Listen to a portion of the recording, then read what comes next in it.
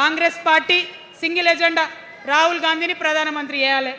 BRS party single agenda farm హౌస్లో పెద్దసారి ఉండాలి, చిన్నసారి సీఎం కావాలి. బీజేపీ పార్టీ సింగిల్ ఎజెండా సామాజిక న్యాయాన్ని కథం పట్టియాలి. కాబట్టి 3 పార్టీల మీద కూడా యుద్ధం చేసేది ఉన్నది. అలుపెరగని పోరాటానికి సిద్ధం కావాలని చెప్పి మొత్తం మన జాగృతి సైనికులందరినీ కూడా నేను పిలుపునిస్తా ఉన్నాను. నమస్కారం అండి, దిస్ ఇస్ #యు. ఈరోజు కవిత గారు టిఆర్ఎస్ పార్టీని పెట్టేశారు. మన పార్టీ పేరు చెప్పాలా? రెడీయా? టిఆర్ఎస్. మొత్తానికి తెలంగాణ రాష్ట్ర సేన ఆవిడ పార్టీ పేరు. సో అబ్రివేషన్ ఫామ్లో టిఆర్ఎస్. ఇది బీఆర్ఎస్కి చాలా ఎదురుదెబ్బ అనేది నైతికంగా ఆ విషయంలో తర్వాత వెళ్దాం. కానీ మొన్న కేటీఆర్ ఒక చిన్న స్టేట్మెంట్ చేశాడు. ఏంటంటే, మేము బీఆర్ఎస్ పేరు పెట్టి తప్పు చేశాము, టీఆర్ఎస్ పేరు మీద మేము మళ్ళీ తిరిగి వద్దాం అనుకుంటున్నాం. ఈ ప్రతిపాదన ఆల్రెడీ కేసీఆర్ దగ్గర ఉంది, కొన్ని రోజుల్లో వెల్లడిస్తాం. ఈలోపే ఈవిడ టీఆర్ఎస్ పేరు అనౌన్స్ చేశారు. ఇప్పుడు బీఆర్ఎస్గానే ఉండాలి తప్ప టీఆర్ఎస్కి వెళ్ళలేని పరిస్థితి. ఇక్కడేదో మనం పీక్ కట్టలేం, కానీ నిజంగానే ఆవిడ అన్నట్టు మనం దేశ రాజకీయాల్లో థర్డ్ ఫ్రంట్ పెట్టేస్తా అని చెప్పి డబ్బులు ఇక్కడ సంపాదించినంత తీసుకెళ్ళిపోయి మహారాష్ట్రలో ర్యాలీలు చేపించి, ఉద్యమాలు చేపించి, మొత్తం పంపు కొట్టి డబ్బులన్నీ కేసీఆర్ సొంత రాష్ట్రంలో ఓడిపోయి కూర్చుని చివరికి బీఆర్ఎస్ వచ్చి రాలేదు, టీఆర్ఎస్ఏ మాకు కావాలి అని చెప్పి ఈరోజు సతికిలు పడి కూర్చున్న కేసీఆర్. ఇది ఇక్కడ దాకా ఆయన ఉపోద్ఘాతం. కానీ కవిత ఈరోజు చేసిన స్టేట్మెంట్స్, ఈరోజు పార్టీ పేరు అనౌన్స్ చేస్తూ ఏకి పాడేసి లిటరల్లీ చెప్పాలంటే బొంద పెట్టింది కేసీఆర్కి. లిటరల్లీ అదే జరిగింది. ఆ పార్టీ మళ్ళీ భవిష్యత్తులో పైకి లెగవకుండా ప్రతిరోజు ఇంకా ముందుంది ముసళ్ళ పండగ, ఈరోజే ఇల్లు అలికినాం, in front there is crocodile festival అని స్టేట్మెంట్తో క్లియర్గా డిస్క్లైమర్ ఇచ్చేసింది.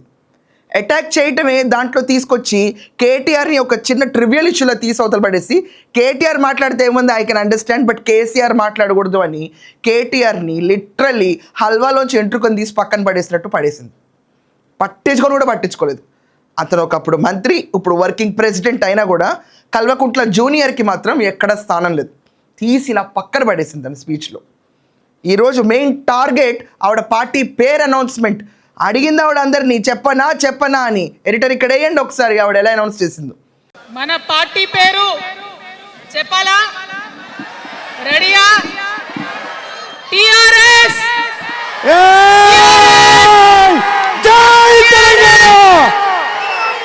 ఈవిడ టిఆర్ఎస్ పార్టీ పేరు అనౌన్స్ చేసిన తర్వాత శ్రేణుల్లో ఒక రకమైన ఉత్సాహం. నాతో పాటు మీరు ఉంటారా అని చెప్పి స్పీచ్ మధ్యలో అందరిని అడిగితే మేము ఉంటాం అని చెప్పి జనాల స్పందన. ఇదంతా కాకుండా పార్టీ నుంచి ఎవరైనా, ఆవిడ ఎంత క్లియర్గా చెప్పిందంటే, ఆత్మలేని మనిషి కేసీఆర్. ఒకప్పుడు కేసీఆర్ వేరు, ఇప్పుడు కేసీఆర్ వేరు. ఈరోజు కేసీఆర్ ఎవరి పట్ల నుంచోట్లేదు. తను ఇంకా ఎంత క్లియర్గా వెళ్ళి చెప్పిందంటే, ఈరోజు బీఆర్ఎస్ పార్టీ ఎగ్జిస్టెన్స్ని ఊపేయడానికి ఓట్లు వేసి మొన్న రేవంత్ రెడ్డి ప్రభుత్వానికి తప్పు చేశారు మీరు అని చెప్పి జగిత్యాల సభలో కేసీఆర్ అన్న మాటలు కౌంటర్ ఇచ్చుకుంటూ, రేపు మన పిల్లలే గనక తప్పు చేసి కింద పడితే దగ్గర తీసుకుని ఓదార్చమా మందేయమా అని చెప్పి లైన్ తీసుకొచ్చింది. చాలా క్లెవర్ మూవ్ చేసింది తను. ఎంత క్లెవర్ మూవ్కి వెళ్ళిందంటే, కాళేశ్వరం గురించి ఎత్తి చూపించే నన్ను బయటకు పంపించావు, కానీ కాళేశ్వరం మీద పడి మేసిన పందికొక్కుల్ని పక్కనే పెట్టుకున్నావు అన్న లైన్ అందవడం. దట్ మీన్స్ డైరెక్ట్లీ హరీష్ రావుని టార్గెట్ చేసింది. వీళ్ళందరినీ పక్కన పెట్టుకుని బీఆర్ఎస్ పార్టీ అన్న ఒక మలినమైన పార్టీని నడుపుతుంది కేసీఆర్. అతనికి ఈరోజు సత్తా లేదు. అండ్ కేటీఆర్ అయితే అసలు మాట్లాడాల్సిన అవసరం లేదు. అసలు పొలిటీషియన్గానే కౌంట్ చేయడం మానేసిన తరహాలో direct head on collision with KCR పెట్టేసింది ఈరోజు. ఇంకా ముందుంది ముసళ్ళ పండుగని ఇన్వైట్ చేస్తుంది ఆవిడ. అండ్ కేసీఆర్ని మనిషిగా కాదు మరమనిషి అంటుంది ఆవిడ. కొత్తగా మరమనిషి. ఒకటి టీఆర్ఎస్ పేరు లాగేసుకుంది ఈవిడ. ఆ బీఆర్ఎస్ సంస్థకి అక్కడ ఒక ఆత్మ లేదు, ఒక శరీరం లేదు, ఒక ప్రాణం లేదు. ఈరోజు ఈవిడే అయిపోయింది. తెలంగాణ కన్న తల్లిలా ఉంటానంటుంది ఇప్పుడు ఈవిడ. అండ్ టీఆర్ఎస్ కోసం స్థానికంగా డబ్బులు ఖర్చు పెట్టి పొలాలు అమ్ముకుని, ఆస్తులు అమ్ముకుని, కండువా భుజాల మీద వేసుకుని మోసిన వాళ్ళకి చిన్న టెంపుల్ చైర్మన్ కూడా ఇవ్వలేదు అని చెప్పి రేపింది ఆవిడ. వాళ్ళ ప్రభుత్వం కోసం కష్టపడిన వాళ్ళల్లో నేను ఉన్నాను, సిగ్గుపడుతున్నాను. ఈరోజు నేను సిగ్గుపడడం ఒక్కటే కాదు, పశ్చాత్తాపంతో ఈరోజు వచ్చి ప్రాయశ్చిత్తం చేసుకోవడానికి నేను ఈ పార్టీ పెట్టానంటుంది. అంటే అదొక వేస్ట్ పార్టీ అన్నట్టు ఇండైరెక్ట్గా ఇచ్చేసింది ఆవిడ. ఇండైరెక్ట్ ఏంటండి, చాలా డైరెక్ట్ స్వరంలో పార్టీ నుంచి పేరు లాగేసుకుంది. వాళ్ళ నాన్నని డీమీన్ చేసేసింది. కేటీఆర్కి అసలు పొజిషన్ పవర్లెస్ పర్సన్ కింద చేసి పడేసింది. అండ్ ఇదంతా కాకుండా పందికొక్కులు అనేసింది వాళ్ళని.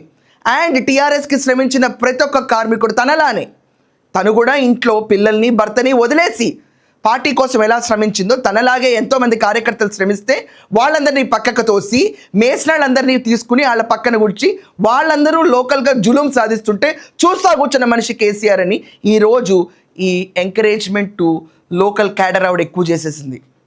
టీఆర్ఎస్లో జాయిన్ అవడానికి స్కోప్ ఎక్కువ చేసింది. ఇక నుంచి తెలంగాణలో ఒకే ఒక టీఆర్ఎస్ పార్టీ ఉంది, ఆ పార్టీ ప్రెసిడెంట్ కవిత. బీఆర్ఎస్ పార్టీ ఉంది, అది భారతీయ రాష్ట్ర సమితి. అది తెలంగాణలోనూ గెలవలేదు, ఇక అదా చూసుకుంటే దేశ రాజకీయాల్లోనూ చక్రం తిప్పలేదు. ఎందుకంటే ఒక వ్యూహం, ఒక ఆత్మ, ఒక నైతిక విలువలు అన్నీ కోల్పోయి కూర్చున్న పార్టీ ఈరోజు. సొంత కూతురు బయటకు వచ్చి మాట్లాడడం ఒక ఎత్తు, ఆ పార్టీకి శ్రమించిన జాగృతి కార్యకర్తగా మాట్లాడడం ఇంకొక ఎత్తు. ఇదంతా కాకుండా నేను చేసింది చాలా పాపం అని చెప్పడం నైతికంగా ఇంకొక ఎత్తు. 3 రకాలుగా ఆ పార్టీని, ఆ పార్టీ ప్రతిష్టని, ఆ పార్టీ పెద్దని ధ్వంసం చేసింది కవిత. ఇది కేవలం ఆవిడ స్థాపించిన పార్టీ స్పీచ్ కానే కాదు, ఇది డైరెక్ట్ థ్రెట్. ఇప్పుడు మెయిన్ అపోజిషన్ మేమే అవుతాం అంటుంది ఆవిడ. అంటే బీఆర్ఎస్కి ఓటమి సంకేతం ఆవిడ ఇచ్చేసింది, శంకారావం పూరింది. రూరల్ ఏరియాస్లోకి మనం ఒకసారి వెళ్ళి అబ్జర్వ్ చేసుకుంటే బీఆర్ఎస్ టీఆర్ఎస్ మధ్యలో కన్ఫ్యూజన్ ఎప్పుడూ ఉంది. ఆ టీఆర్ఎస్ని అక్కడ ఉన్న వాళ్ళందరూ ఆ కన్ఫ్యూజన్ ఎజెండాలో పర్సంటేజ్ ఓట్స్ ఇవిడికి పడతాయి ఖచ్చితంగా. తెలంగాణ రాష్ట్ర సేనకి, తెలంగాణ రాష్ట్ర సమితికి ఎంతమంది ఎంత తేడా గుర్తుంచుకుంటారండి? నువ్వు ఎంత ఉవ్వెత్తున ప్రచారం చేసినా ఈ కొంచెం కష్టమే. నువ్వు పోయి బీఆర్ఎస్ కాకుండా టీఆర్ఎస్ అన్న పేరు పోయి ఇంకే పేరు పెట్టుకున్నా నీ పార్టీకి ఎగ్జిస్టెన్స్ ఉండదు. ఖతం, రూట్స్తో సహా లేపోతలు పడేసింది. ఇది కాకుండా చాలా విచిత్రంగా ఆవిడ ఏమంటుంది, వచ్చే 2.5 సంవత్సరాల్లో పదవిలోకి వస్తాం మనం అంటున్నారు. ఈ రాష్ట్రానికి కాబోయే ముఖ్యమంత్రి నేను అంటున్నారు. ఇదే సత్తా కల్వకుంట్ల జూనియర్కి లేదు. ఇప్పుడు కేసీఆర్ గారి నాయకత్వం అంటే సరే నువ్వు పక్కనుండు, నువ్వు ఎప్పుడు ముఖ్యమంత్రి క్యాండిడేట్ కానే కాదన్నట్టు తీసి పక్కన పడేసి డైరెక్ట్ హిట్ కేసీఆర్ కొట్టింది ఆవిడ. వాళ్ళ నాన్నగారిని అన్న విషయంలో ఎక్కడ పొలిటీషియన్గా బాధపడలేదు. కానీ కాంగ్రెస్ రేవంత్ రెడ్డి గారిని ఉద్దేశిస్తూ ఆవిడ కర్కోటమైన రాజ్యం నడుస్తుందని, సారీ నేను ఫీల్ అవుతున్నాను పొలిటీషియన్గా ఈ మాట అనడం గురించి అన్న లైన్ అంటున్నారు. బీఆర్ఎస్ ఎంతన్నా అక్కడ కేసీఆర్ నిన్నన్నా ఆవిడ ఎక్కడో పొలిటీషియన్గా అఫెండ్ అవ్వట్లా. అదే రేవంత్ రెడ్డిని అంటే మాత్రం అఫెండ్ అవుతుంది ఆవిడ. That means what? ఆ పార్టీలో వెక్స్ అయిపోయాను నేను. కాళేశ్వరం గురించి మాట్లాడితేనే నన్ను తీసి బయటేశారు అంది ఆవిడ. పార్టీ పెట్టకముందు కేసీఆర్ వేరు, పార్టీ పెట్టిన తర్వాత కేసీఆర్ వేరు.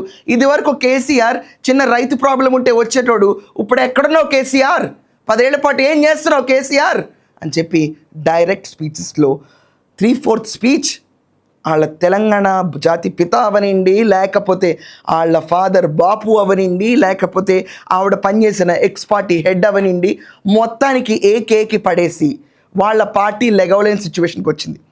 ఎన్నిసార్లు ఇవిడ ప్రశ్నలకు సంధించిన వాళ్ళు సమాధానం ఇవ్వట్లేదు.